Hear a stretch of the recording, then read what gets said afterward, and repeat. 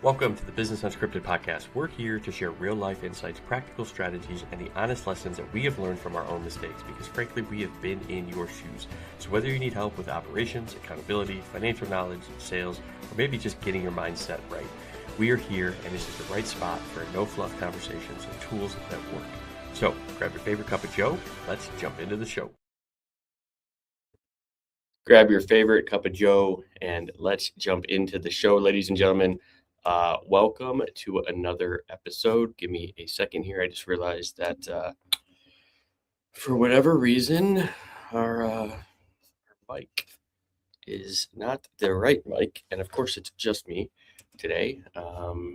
But, you know, these are the things that happens when you go live. Let me try something. Let me try another USB port. Maybe that'll work. If not, oh, see, there it is. That USB was not working, so we're good. Look at that. I figured it out on a Friday morning.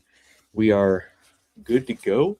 So for those of you who don't know, we are the Business Unscripted podcast. I'm Dave Warden. We're trying business solutions, got over 20 years of corporate experience, business, finance, executive leadership, and then another about 10 years helping small business owners with strategy, finance, operations, all the fun stuff. So you're in the right spot. And then my business partner, Duarne, who joins me for some of these episodes as a co-host, he does a lot of experience in marketing, development, and as we both do, AI as well. But Duarne is not here today. He's had a nice long week, a busy week. So obviously he is going to enjoy his Friday evening. So Duarne, if you're watching, hope you have a wonderful weekend. We'll look forward to bringing you back next week. But for those of you, if you're a business owner, you're an aspiring business owner, this is a place for you.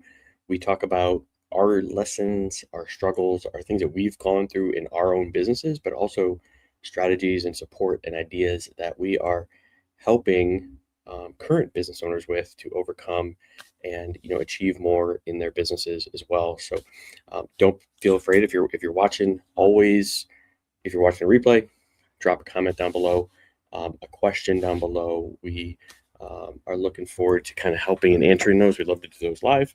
And actually, right now, let me just have my agent go out and do our posts that we are live, and we'll be good to go. So hope everybody's having a wonderful and amazing week.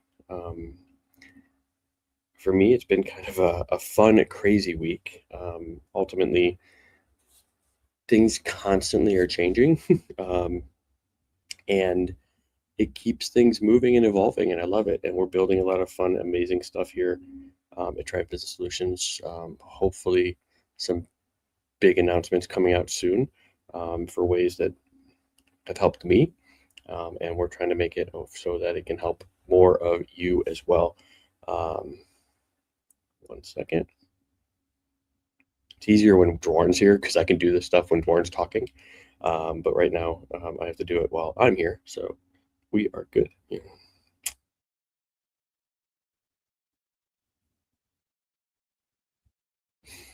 But all right, let's see.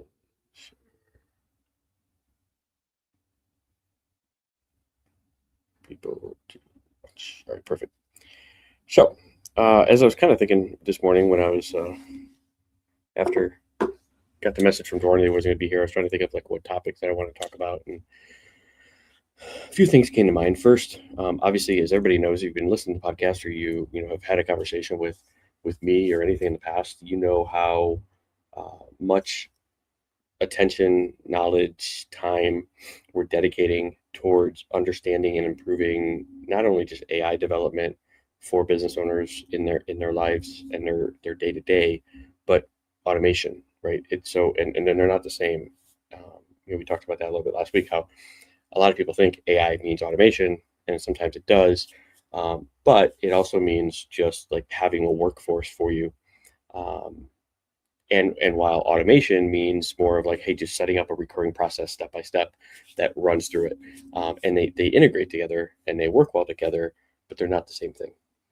And so a lot of people, when we're having that initial conversation about their workflows, their day-to-day, what are they doing manually, and we start talking about kind of development, a lot of people want to jump initially to, okay, well, how is AI going to solve that? And we have to take a step back, and it's AI is not going to solve all of that right away, right? Ultimately, what we have to understand is, what are those processes? What is the current state? What is the ideal state? And maybe even something to start off is not a full autonomous agent that's working in people's businesses right away. Ultimately, what is the ideal situation for some people is just setting up that flow of new connections come in. We want to have a email chain go out over 14, 16 weeks, whatever it is, one email a week, and just building that out. And what does that look like? That's like step one. But so many people still don't even have that piece in their system yet. And so there's different levels to automation and AI support. Maybe that's something that I'll put together now that I'm kind of thinking about it. And but there's different levels, and you don't need to go from 0 to level 10, right? Overnight. Ultimately, the goal would be to get there, and the development would be to get there. But the expectation should not be to go from 0 to level 10 overnight. And it still baffles me sometimes, because we're in AI so much. A lot of people talk about AI so much, so you think like everybody is doing it, everybody's in it. And I was at a poker game last night, and this nice old lady, she was next to me, and she's in HR, and she was telling, I don't know how the conversation came up, but somebody asked about ChatGPT, because I think they were talking about their football draft, and they started using ChatGPT to help them with making picks and things like that, and researching. And this old lady was excited because she literally just was given the ability to use like Copilot with Microsoft, and how the ability that it had in her Excel to like delete columns without data was like game changing for her.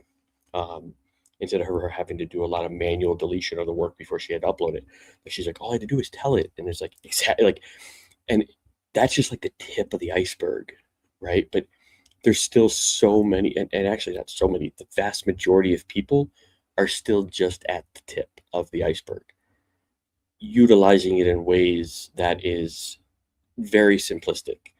And I say that because as you move up in the levels of understanding and implementation within your business, it becomes, okay, now I'm having this kind of delete my rows, and then you manually taking that file and going into the other software and uploading it, etc., to it's going to do the whole process end to end with only your review, maybe to review the upload. So now you take all that manual process of exporting the new file, uploading it into, whatever platform, that you have to upload it into. You take that whole parse out, and even the beginning part, even downloading the initial report, the raw data, pulling that raw data out, analyzing it, creating it in a new form, uploading it to the platform that you need to go to, and then now you only have to do the final verification. That's level like 7, 8, 9, 10, right? Building all that stuff in. And that it was just reminds me, right? Just humbles me again to just say, like, not everybody is where, Duarne or I are, or even some of you watching this who have a lot of experience with it and are utilizing it. So many other people are still just at the tip of the iceberg. And it's really the vast majority. There's another stat, obviously there's tons of stats out there, but the one stat that I saw was about 8 to 10% of small businesses are really utilizing AI in an impactful way in their business, while 90% of people have experimented in terms of like talking to ChatGPT or, having a conversation with Gemini, etc. So 90%, 95% of people have like played around with it, used it in some shape or form, but only 8 to 10% are actually utilizing it daily in their business to actually help them be more productive in a full-on fashion. And then another stat I saw this morning was like 25% of employees in businesses are using it in some shape, way, or form to help with their productivity. And it was just surprising, of the fact that there's so many levels, but you also have to like make sure that you're not pushing too far ahead. And we talk about this all the time. We talk about the 2 lists that you need to create. You want to talk about the first list is take your time. If you haven't done anything with AI yet, or automation or agents, etc., take the first list is literally write down what are you doing manually every single day. Like, what is in your processes every single day that is taking up your time manually, right? Writing emails, follow-ups, note-taking, anything like that. That's the first list. Those are the things that you're doing on a regular basis, take up a lot of your time, doing it manually. Maybe you wish there could be some sort of automation, support, etc. with those processes. That's list number 1. List number 2 is literally what are all the things that like you should be doing, or you would like to be doing more of, but you can't because of everything on list number 1, right? And some of this is not just going to be in your business. Some of this may be, maybe it's more time away. Maybe it's, only working, 45, 50 hours a week instead of 70. Maybe it's time away with vacations, different things like that. That's everything that's going to be on list 2. And, things like, I want to do more marketing, or I want to do more outreach, or I want to do more client development, whatever it is, like that's list number 2. And you're not able to do it because of everything on list number 1. Those 2 lists combined now serve as your roadmap and guide to where you need to be spending attention to. Because what you'll be able to find out is when you're looking at list number 1, you're going to be able to estimate how much time all of those things are taking and pick the 2 or 3 to get started with that are going to give you the most time efficiency back. And then it frees you up to start filling that time in with things from list number 2. And the beauty of that is that as you're working through these 2 lists, it's giving you that sort of like burst of excitement, right? And keeping things moving forward because you're accomplishing so much off of both sides. So do that for yourself, do that for your business, create those 2 lists, and then take some time to actually sit down and analyze it afterwards. Brian, man, how are you, buddy? Hope everything is good. Just me today, no Duarne. Duarne has had a busy week, so he's taking the day off. But just me today. Hope everything's well. Enjoying all that weather down in Florida, my friend. And it reminded me. So another conversation I was having, and for me, and I'm still learning and growing, evolving. Had a conversation with a prospect yesterday, and it was opening to me because I create proposals in a way that wants to encompass almost everything that we want to do in the proposal.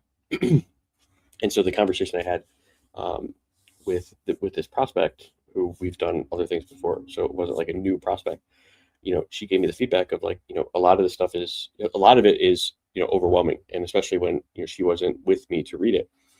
And so she got lost in the details. She didn't see the true vision, and for her it was like needs to be more visual, more simplified. And so I am taking that piece of information and now looking at our process and how can we simplify what we're doing but still feel like we're giving all the information in terms of like they feel like they're getting the value.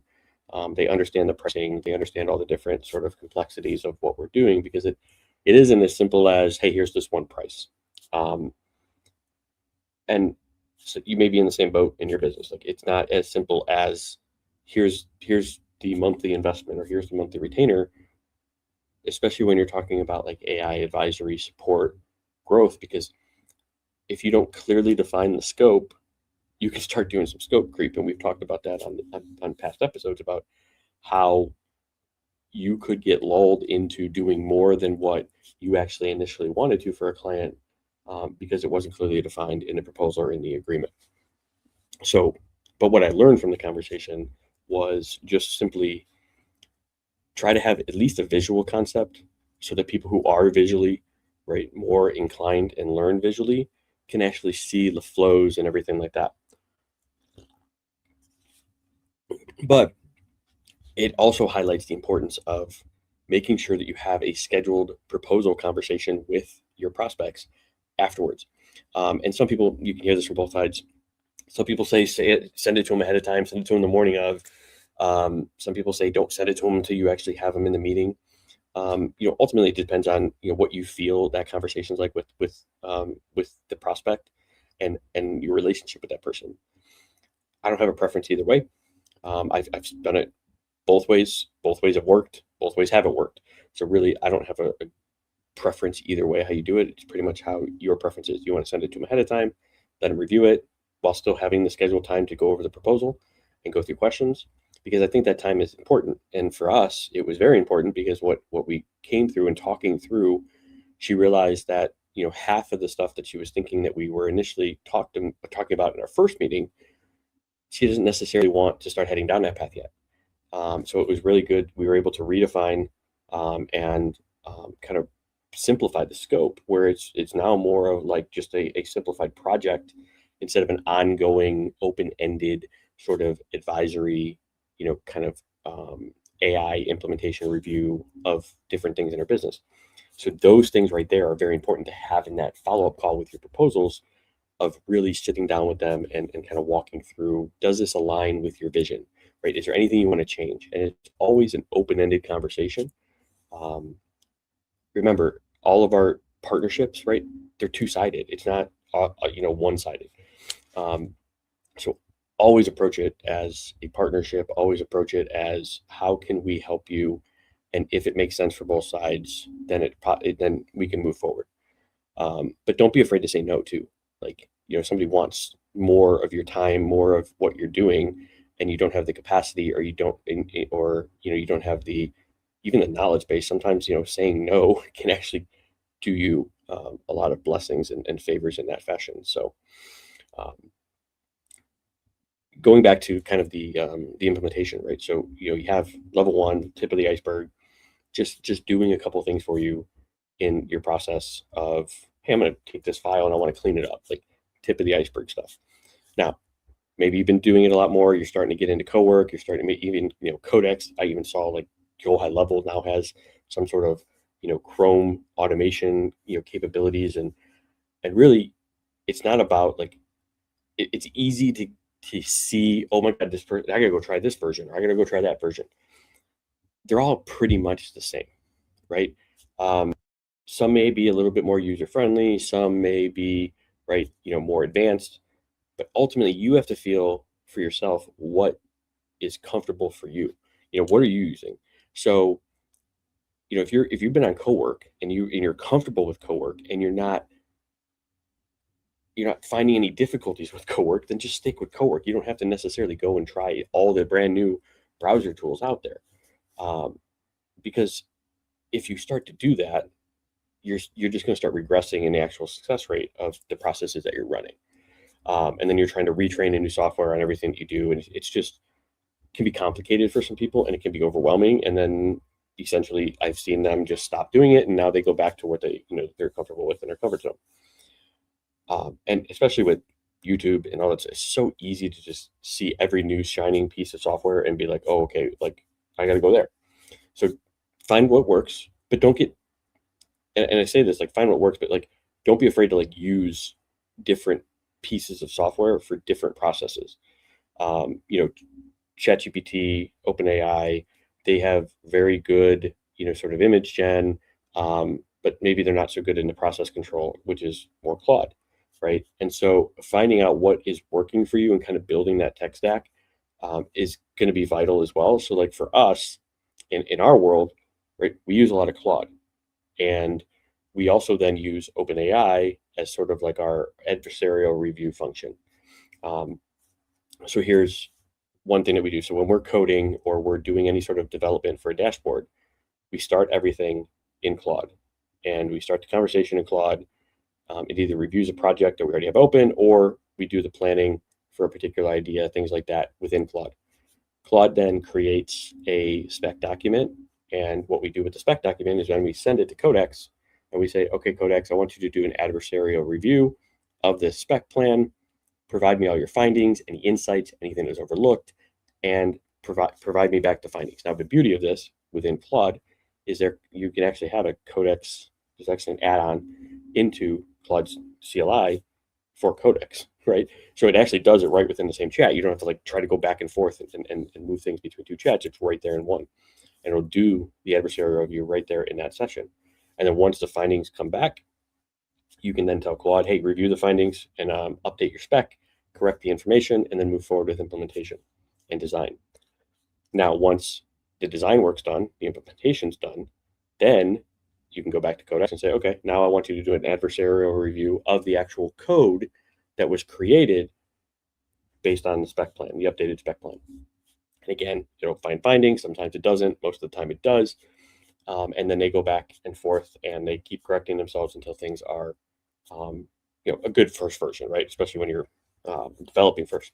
But the beauty of that is like, just like us humans, we are preferential to our own work, and that's why it's so important to have like a second set of eyes on some things, is because, we look at it, we know what we're doing, we know our processes, so we think that most of it's fine. But once you get that second set of eyes, then you can find things, or maybe holes, or maybe ideas, or maybe a process or a calculation that maybe you're missing, or maybe even something that that you should add in that you just weren't even thinking of. That's the beauty of Claude versus Codex, is because Claude's the same way, or Codex is the same way if you code in Codex, right? They're preferential to the way that they code internally. So by having another software review a spec plan, review the code, it's able to kind of point out some of these things that maybe it missed on its own because it's preferential to its own output, right? So it's good to always have that sort of process integrated within your day-to-day. So that's just one step. Now, a lot of people also are using the desktop apps. I've actually pretty much, I would say 90% of the time, have stopped using the desktop app. And I strictly am communicating to my Claude, to my Hermes, to my Codex, whatever it is, through the CLI functions, which is basically the terminal functions on your computer. A cleaner way to do that would be using a software like Anti-Gravity, IDE. There's Cursor. There's so many of them out there that you can talk to, terminals on your computer. The reason I like that is because you have more flexibility on them. And if you think about it, like the desktop apps are the platform's way of basically simplifying their backend coding functionalities for users who are not necessarily deep into the raw information. But it's still a chat output. You still are able to see files, everything like that. But I like the CLI's functionality more because it can do a little bit more. You can point it easier at different folders, different structures, and it can still do, like Claude, it can still do co-work functions. It can still go and control the Chrome from code or even from the CLI. And you can schedule jobs in the code versus just having to do it in co-work. So as you level up, we've talked about that earlier in the show, like there's different levels. Like I'm just kind of talking about progressing in kind of your support and you're playing around with it. Now, the majority of you, I would say, just stick with the desktop app.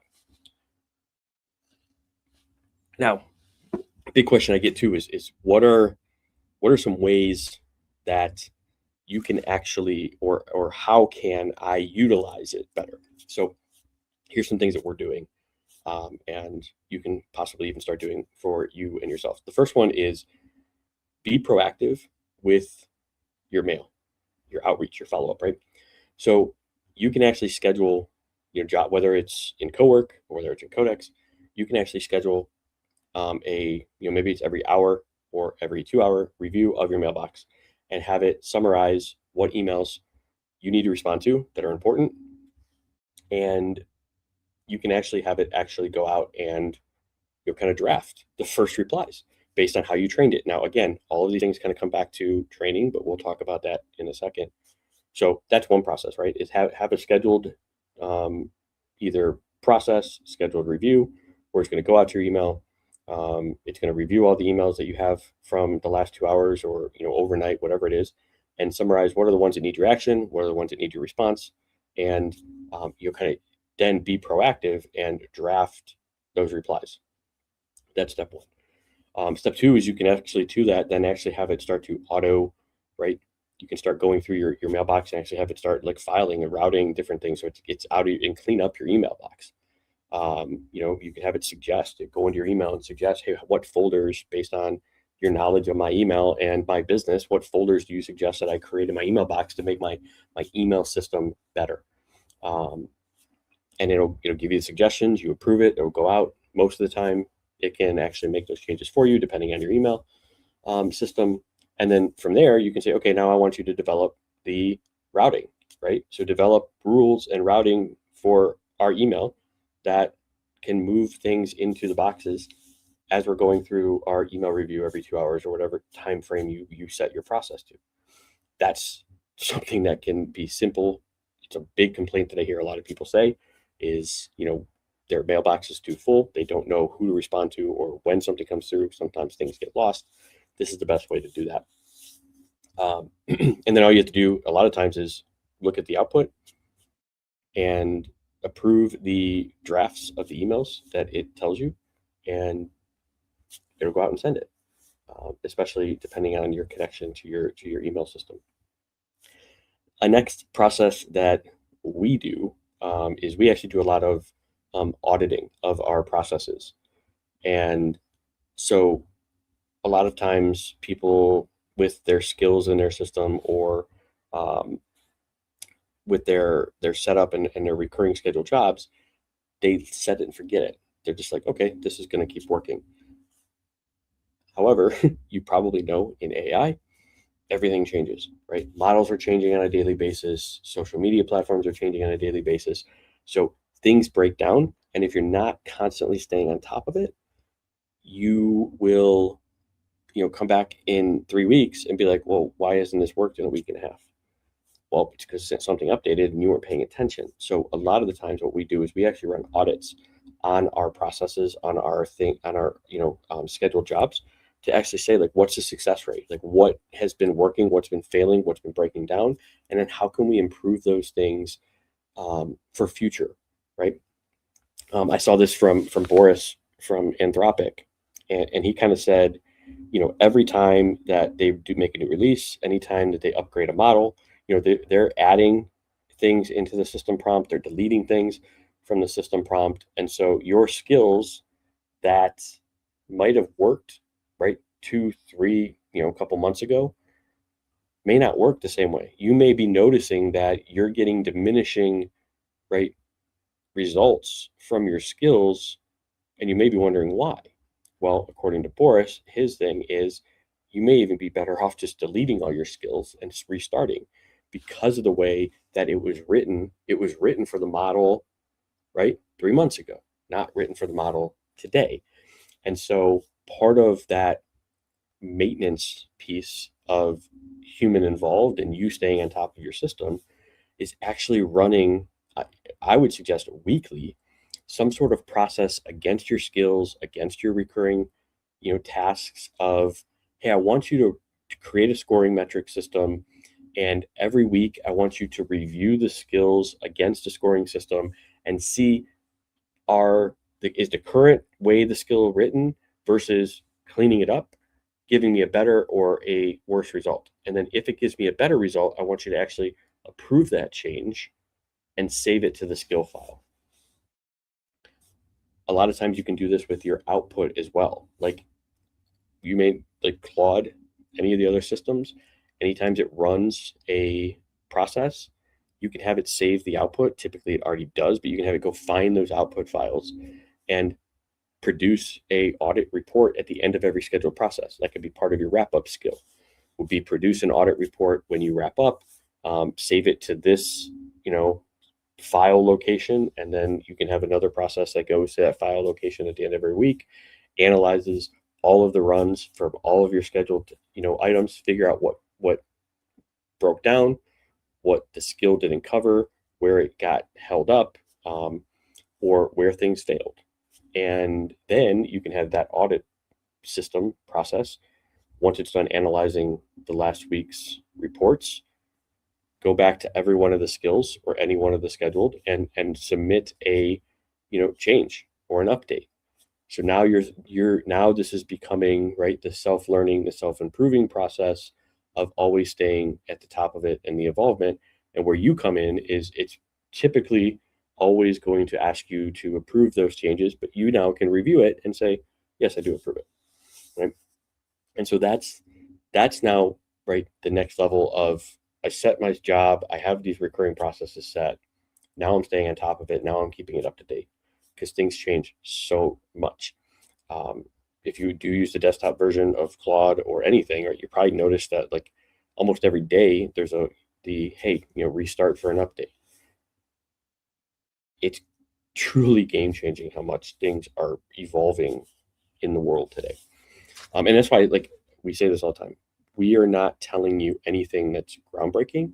I'm not telling you anything that you can't go out and do right now for yourself in your business. Anything we say, like we say it all the time. Our goal is not to try and teach you something that you can't find out and can't do yourself. Our goal is actually to help save you time, anxiety, and stress related to the actual implementation of these things within your business and in your processes.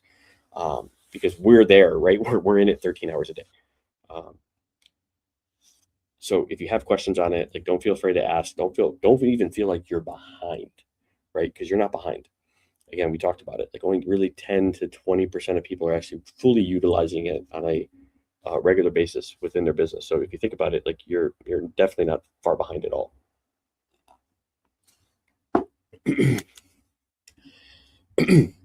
So those are two ways that we're using it, right? Obviously our email, and these are just kind of beginner ways, but there's a lot of other things that we're doing, right? So we're building, what we call, like, our engines in the back of our operations. So we have a content engine. So that's built around these transcripts from these shows. It's built around strategies that I've had conversations with clients, prospects, things that we've pointed them in the right direction, things that have worked. It's built on our information, right? Things that we're doing that is an impact everybody else.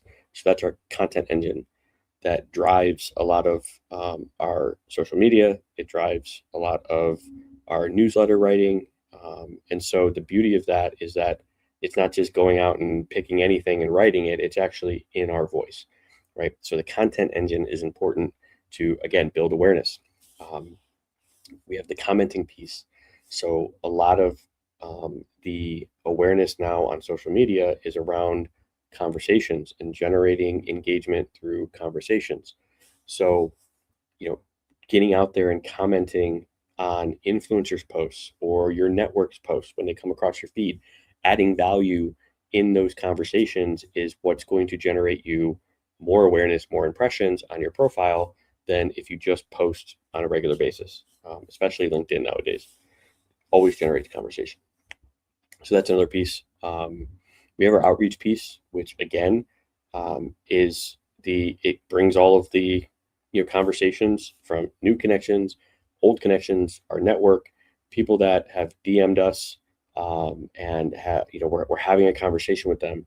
And the beauty of this now is that I've trained it on how the conversation should be, and you can train it on how you want your flow to be, and the ultimate goal, and how it can analyze the results of the conversation. And from there, right, for me, it comes into our command center and I'm able to approve every one of the conversation pieces. So nothing is actually getting sent to a prospect or a connection or a network member, whatever. It doesn't get sent to them unless I approve it. Same thing with the copy. Nothing goes out unless I approve it. That's the human involved. And that's why it's so important. And I don't tell people to just go out and do it autonomously unless you're trying to do something in mass and you're confident in the messaging. That's when you could possibly do something autonomously and you're not trying to be personal and things like that. I'm on the opposite side for that. I like to actually review every message that comes up. So it gives me a little history. And you can have it do this yourself, right? Like co-work, whatever, have it go out to all your social media accounts, pull in all the conversations that you're having, have it analyze each one of the conversations and suggest the next message, and then give that to you for approval. Then you approve it and it goes out and it sends it. Those are some of these processes when you think about like, what can I be doing with AI? What can I be doing to, save time? These are some of those things. A lot of that manual part of any one of your processes should be some sort of automation or more efficient, right? If you have to recreate a proposal every time, that probably takes you a lot of work, right? Now, if you had either one of two ways, right? You had an automated system, you could actually just build the template within the automated system with whatever custom fields you want. And then once you have a conversation with a prospect, you can just go into that template and fill in the custom fields, right? And update those custom fields. Now that's an automated process. How much time would that save you if you are doing that manually, right? A lot of other people may be, client delivery, so how much time do you spend analyzing or researching or going over a topic, right? Well, that's going to be where AI is going to save you a lot of time as well. Maybe you write newsletter, and you like writing. Actually, I had this conversation last week with somebody, right? He loves writing. He wants to, right? He wants to keep writing. He doesn't want AI to do the writing for him, so he doesn't know how AI can help him. And I said, well, what's your process look like? And he said, well, I have this conversation with them. I record it so I don't miss anything. I then go out and I research their, job titles. I research the companies they've worked for. And I like to pull in and get some more information, about them. So I do some research on them. I said, well, that's right there. Like, you're doing all of that manually right now, right? And he said, yes. And I said, okay, so what about if you updated the process to be, you recorded the meeting, you then had AI analyze the meeting, it pulled out the job titles, it pulled out the companies that they've worked for, it pulled out maybe some other pieces of information about their life that you wanted to write about, and then it does all that research for you and then provides you a report that you can then take and have all that information at your fingertips when you're ready to write. And he's like, oh yeah, I guess you're right. So those parts, when you think about how does AI support you, it supports you because your situation is going to be different than everybody else's, right? And it supports you by allowing you to do the things that you actually want to be doing in your business. It gives you and frees up your time to spend more time doing those things that you enjoy in your business. Everything from list number 2, right, that we talked about earlier. That hour and a half that he would have been spent researching an article every single time, you multiply that, even if it's just an hour and a half a week, right? One article a week.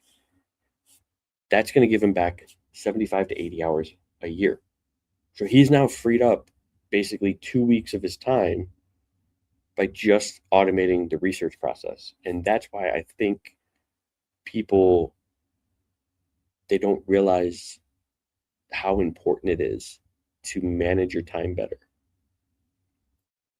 Because an hour a week, right? An hour a week, 52 weeks a year, that's 52 hours.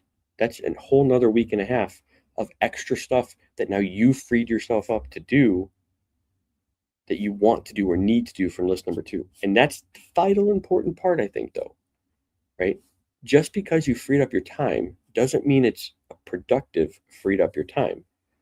So if you free up your time and you don't spend it doing the things on list number 2, or the things that are going to give you more enjoyment, give you more joy, or grow your business, if that's the journey that you're on, then it's not necessarily, a successful freeing up of your time. So you have to be strategic about it. You have to be,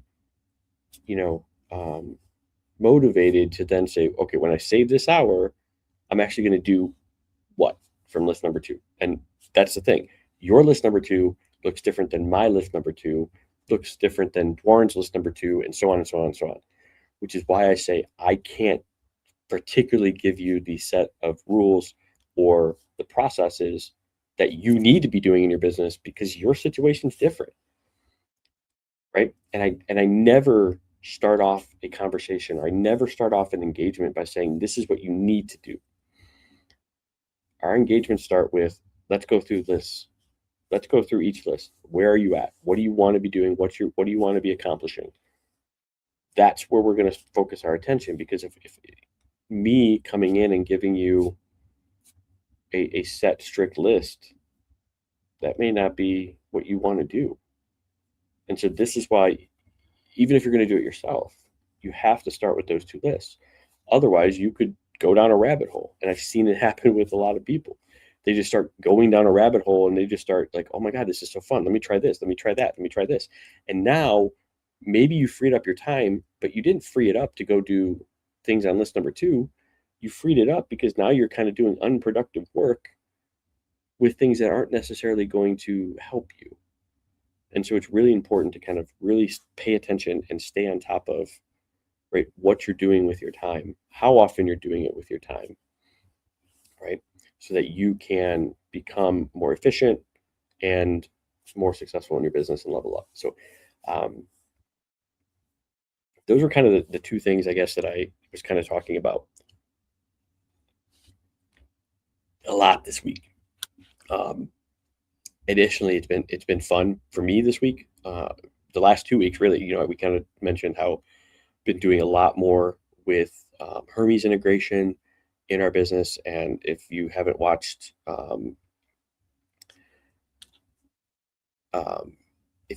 any of our past episodes, right? Hermes is kind of that next level to like even your Claude, right? It kind of allows you to be that autonomous, right? You can be out of the office. Now, the thing with Claude Cowork is, yes, they have the app, but you're really limited to what file locations you've given that access to. It can't go out and control anything on your computer, or have a lot of other API connections that you haven't already set up. The beauty with like Hermes is it actually is like a full-on autonomous agent within rules. That's what I like Hermes over like OpenClaw is it's a lot more closed. You set your own rules, you set your guardrails, but it can API into software, so you have API connections too. So for example, mine, it's API connected into our QuickBooks for our clients. It's API connected into our Kick, which is another accounting software that we use for a lot of our clients, our PayPal, and a couple other softwares as well that we use on a regular basis. And then right now, we utilize it through Slack. So I can be in Slack on my phone, on my computer, any computer, and it talks back to the one computer that I have my Hermes on. And all my connections, all my environment is on that one computer. So when I'm talking to it, it's not trying to work on any computer. It's literally here, main computer, all the files are here. It has access to all that. I can communicate with it anywhere. It's going to go run, and then it's going to provide me back the results, documents, whatever it wants in Slack. Now, the fun part of this week is we're actually kind of looking at, I've talked about the command center and the things that we do, which is the one platform app that we have, which does everything that we were kind of talking about today, where, it has a today page. Basically, I built it to be an executive assistant for somebody or business owners who don't have money to pay a full-time executive assistant. So it's more proactive, really, as we talked about, like gives you the emails that you need to respond to with the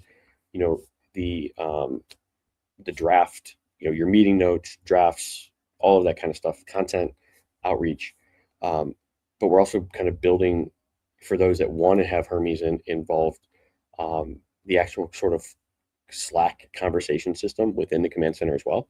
So not only can you have your team members in the software, and they can be connected, right, whether it's Outlook or Google or whichever version you want to integrate, but you can have your team members in there and they can also integrate their side, but then you can also have conversations back and forth, just like in Slack. So the idea would be that we're trying to, kind of limit the number of softwares that you have to have in order to be successful, as well as bringing people together from their team to manage their clients better, manage their processes better, and just, as we said, just be more efficient. And so for me this week has been, a lot of that development time. And what I've loved is just learning, right? I mean, again, if you would ask me, like at the beginning of this year, if you would have asked me that by the end of this year, you would be doing a lot more like fractional AI, custom, app development, dashboard development, workflows, on top of what you've already been doing for finance, I would have told you that you were crazy. I'm like, what do you mean? I don't know what any of that stuff is. I don't know how to code. I don't know what ID is. I don't know any of that, right? And here we are, right? It's August, middle of August, and I'm deep into it. As we said, like, we have Slack integrations, developing our own software, our own platform. We've developed 3 or 4 different sort of use case platforms for ourselves that we are utilizing to kind of support our clients. And then we're also helping other clients with some custom builds to simplify their workflows as well. So it really is evolved from where we started at the beginning of the year. And I can only imagine where things are heading next year. Before we know it, it's going to be December, and we're going to be celebrating 2027 and kicking 2026 out the door, right? So with that, I think we'll leave it with that. My focus for you guys this week, right? Make those 2 lists. Really think through, and I think I said this last week, but really think through, what are the things that I am doing on a daily basis manually that I just wish I could save time and not have to do manually. I'll review it, but it just takes so much of my time. So as you're making that list, estimate how long you're spending doing all of those. And once you get done with list number 1, create list number 2, right? What are all those things that you should be doing more of, you want to be doing more of, and make list number 2, and then take a step back and analyze both lists, right? Look at list number 1 and say, okay, this one, if I automated this, I could save an hour, I could save 2 hours here, and with those 3 hours, what from list number 2 would you start doing more of? And make that plan. Like, okay, I'm gonna automate these, and then I'm gonna start doing, right, more outreach, or I'm gonna start doing more manual phone calls, which is something that I enjoy. Whatever it is on list number 2, that is yours, right? That's how you analyze the 2 to bring them closer together. Now, what you also want to realize is that it's not just going to be as easy right up front. Like, you may spend a little bit more time doing those audit, like, to save an hour every week on a process. It may take you this week 5 hours to automate the process, to learn it, especially if you're doing it yourself, right? Because you got to learn it, you got to go check it, you got to make sure all the copy's right, whatever it is. But when you put the 5 hours up front, and now over the next 12 months, you're still 45 hours ahead, 47 hours ahead than you were if you would have just kept doing it manually.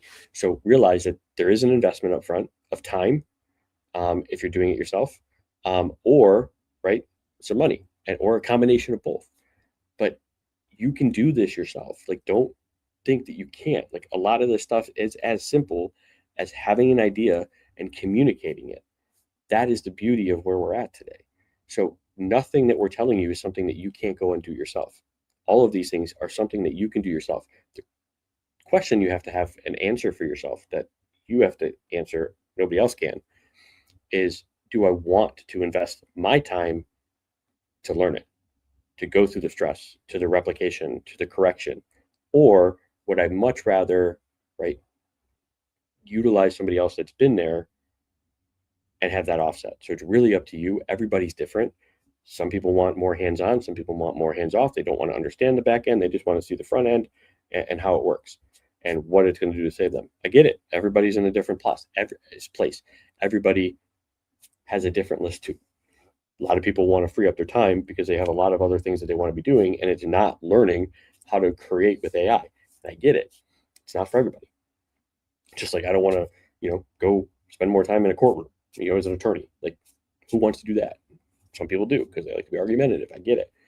Or I don't want to, go out and sit in the heat. Who knows? So everybody's list number 2 is different. So for you, analyze those. That's your project over the weekend. My homework for you: make those 2 lists, analyze it. I'd love to hear it. Share it down below. What is the 1 or 2 things that you found from your list number 1 that could save you 1 to 2 hours a week? Again, that's 1 hour is 50 some hours a year that saved. 2 hours is over 100. So what could you do with that time if you were able to just save 1 to 2 hours a week in your processes? What would you be able to accomplish in your life, in your business? That's what it comes down to. So I hope you guys have a wonderful and amazing week. You guys made it through the episode today. I appreciate you guys. We love you all. As always, do all that fun algorithm stuff, like, share. We're live every single Friday morning around 8:30 a.m. And we are here. If you're a business owner and maybe you're like, hey, man, I got some information I want to share, some education I want to share with your viewers, please put a message down below. There should be a link as well to request to be on the show. We're more than happy to bring you on, do some Q&A, bring an obstacle or two that maybe you're facing in your business too. We can point you in the right direction, and it'll be impactful for everybody. So if that's you, feel free to put a request down below. If it's also you and you're like, hey, I want to start doing more, but I don't know what to do, feel free to shoot me a message. We can give you some pointers and see if it's something that makes sense in your business or in your workflows, or at least give you the right direction so that you can start doing it yourself as well. So with that, I hope you guys have a wonderful and amazing weekend. It's fun because now it's actually like starting high school football season again. So we got some football games to go to tonight. So it's going to be interesting. Hope you guys have a fun time, and we will see everybody next week. Hope you guys are good. Peace.